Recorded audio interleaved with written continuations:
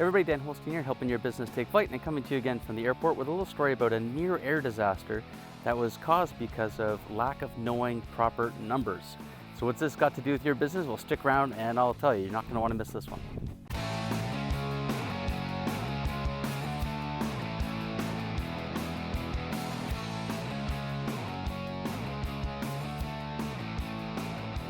Alrighty, so here we are. It's July 1983 and a 767, an Air Canada flight 143 leaving Montreal flying to Edmonton runs out of fuel over Manitoba.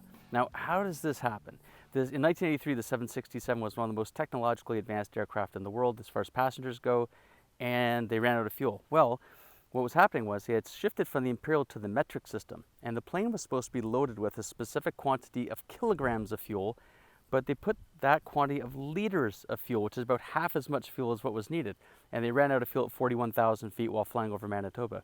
Now, there's a happy ending here because the aircraft was piloted by a pilot that had glider experience, and they're able to glide this 130-ton aircraft down to an Air Force base, which is actually turned into a drag strip. And they managed to land it. They collapsed the nose gear, but everyone survived, hardly any injuries at all. It was a bit of a miracle. But how does this happen? Well, they weren't paying attention. So their numbers, it was critical that they used the proper quantity, the proper units of fuel, but they put liters instead of kilograms. So they weren't paying attention, first of all, and secondly, their fuel gauges weren't working on the plane that day. They shouldn't have been flying, so they got a little bit complacent. Now, of course, there's a happy ending, but it shouldn't happen in the first place. So how does this relate to your business? Well, it's very simple. Are you paying attention to your proper measurement? So let's take cash flow or cash in the bank, for example. Let's say you've got $100,000 of cash in the bank. You might be happy with that. But is it actually all of yours? Do you actually have as much in there as you think you do? You have to take out some for payroll, maybe HST or other sales tax remittances, corporate income tax, payables.